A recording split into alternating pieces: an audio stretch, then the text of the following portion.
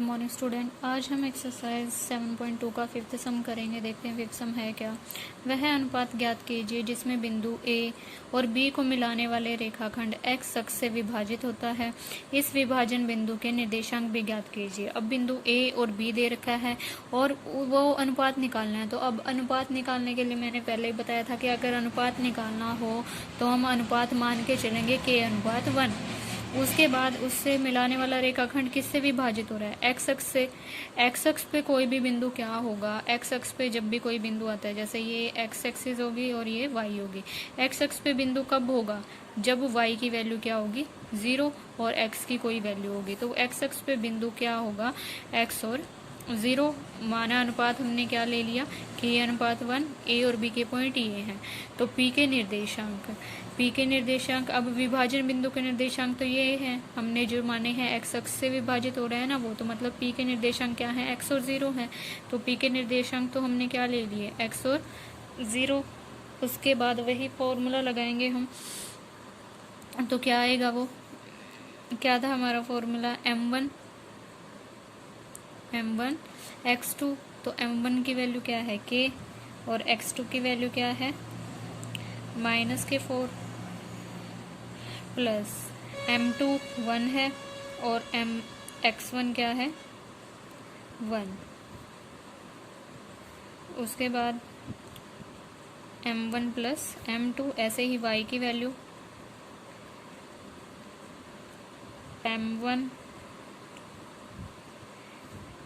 m1 और फिर किसकी वैल्यू लेनी है हमने, y2 की 5 है plus m2 -5 by k plus 1। तो यहाँ से वैल्यू क्या आएगी निकल के, -4k plus 1 bye k plus 1। और यहाँ से क्या आएगा 5k -5k प्लस 1।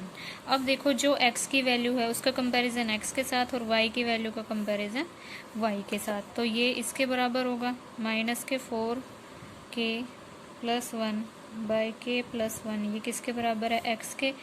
ऐसे ही यहाँ पे हम 5k -5 by k plus 1 equal to किसके है, ये 0 के। ठीक है, तो यहाँ से इसको सॉल्व कर लेते हैं। ये उधर जाके क्या हो जाएगा, क्रॉस मल्टीप्लाई करेंगे, ये उधर जाके 0। तो ये क्या आएगा 5k -5 इक्वल टू 0। तो 5k बराबर क्या आ जाएगा, इधर जाके ये प्लस का 5, तो k क्या आया 5/5। k की वैल्यू यहाँ से क्या आई 1। तो अनुपात तो इसका क्या आया ये 1 आया है, तो 1/1 आया ना, तो k की वैल्यू क्या आई 1। अनुपात हम लिख लेंगे। अब ये k की वैल्यू हम इसमें रखेंगे, k का मान इसको लिख लेते हैं समीकरण 1 में। तो समीकरण 1 में अगर रखते हैं k का मान 1 बराबर x, तो ये क्या आएगा -4 प्लस 1 और 1 प्लस 1 2 इक्वल x। तो x की वैल्यू क्या आई यहाँ से -3/2। तो x बराबर क्या आया -3/2। तो x अक्ष पर बिंदु निकालना था एक, तो x अक्ष पर बिंदु, तो वो क्या आया, x की जगह हमने क्या रख दिया 3/2, x और 0 था वो, तो ये आ गया। और अनुपात क्या आया 1:1। ठीक है, अब देखते हैं नेक्स्ट सम हमारा क्या है। यदि बिंदु 1 2 4 5 x6 और 3 5 इसी क्रम में लेने पर एक समांतर चतुर्भुज के शीर्ष हों तो x और y का मान निकालिए। अब ये बिंदु दिए हुए हैं, हमने ये क्या बना लिए, एक समांतर चतुर्भुज बना लिए। लगातार हमने बिंदु लेने हैं a b c d, लिख लिए यहाँ पे। अब समांतर चतुर्भुज की क्या विशेषताएं होती हैं कि जो उनकी आमने सामने वाली भुजाएं होंगी वो तो क्या होंगी, बराबर होंगी। इस भुजा इसके बराबर, ये भुजा इसके बराबर, और जो उसके विकर्ण है वो क्या करते हैं, एक दूसरे को समद्विभाजित करते हैं। क्या करते हैं, समद्विभाजित करते हैं। तो एक सीधी सी बात है कि ये पॉइंट इसमें क्या आएगा, कॉमन आएगा। मतलब AC का मध्य बिंदु बराबर किसके होगा, DP का मध्य बिंदु के बराबर होगा, क्योंकि ये दोनों लाइनें यहीं पे कट कर रही है ना, तो यहाँ पे तो ये बिंदु सेम आएगा, तो यहाँ से हम वही निकालेंगे। लिख लिए हमने ABCD की जो वैल्यू थी, तो AB का मध्य बिंदु किसके बराबर होगा, BD के मध्य बिंदु के बराबर। क्यों होगा, क्योंकि जो समांतर चतुर्भुज के विकर्ण क्या करते हैं, परस्पर समद्विभाजित करते हैं। तो AB का मध्य बिंदु, अब मध्य बिंदु का फॉर्मूला आपको लर्न होना चाहिए। तो मध्य बिंदु का फॉर्मूला होता है x1 प्लस x2/2 और y1 प्लस y2/2। ये आप याद रखना, मध्य बिंदु के लिए फॉर्मूला यूज होगा ये x1 plus x2/2, y1 plus y2/2।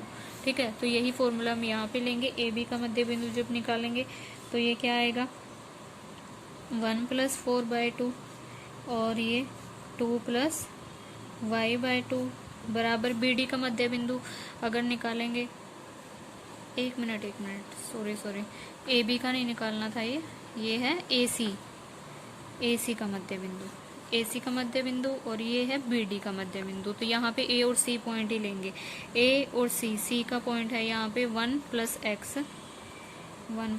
x/2 और यहाँ पे है ये 2 प्लस 6/2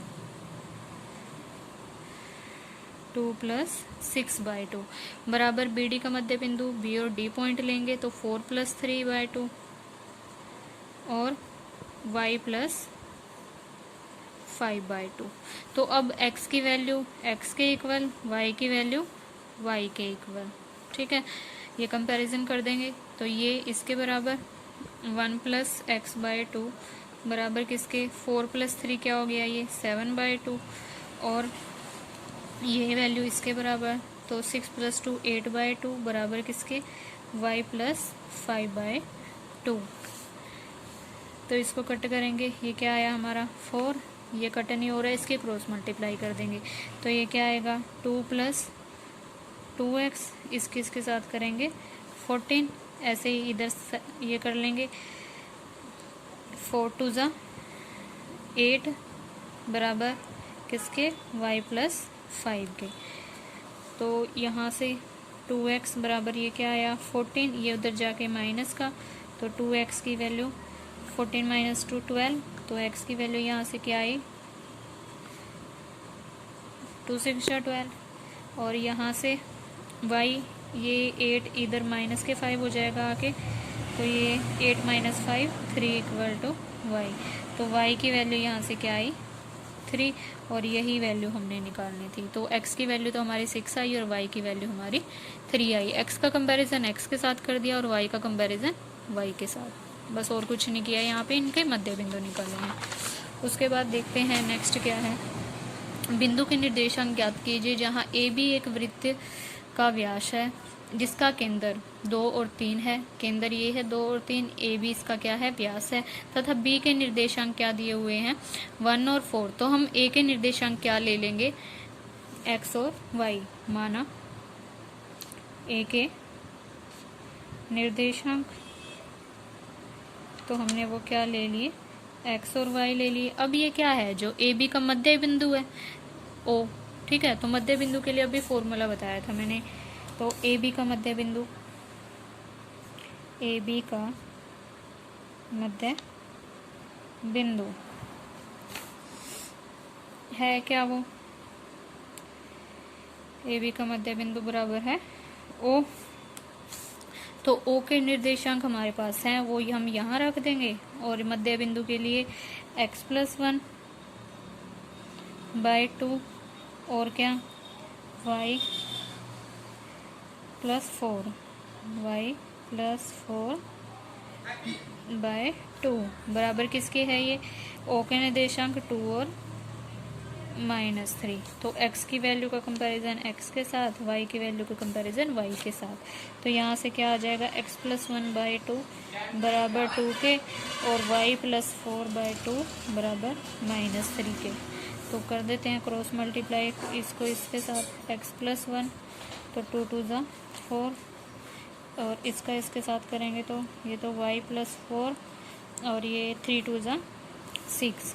तो x की वैल्यू यहाँ से 4, ये उधर जाके माइनस का, तो x की वैल्यू आई 3 और यहाँ से अगर y की बात करें तो ये -6 था, ये उधर जाके क्या हो गया माइनस का 4, तो y की वैल्यू क्या आई 10।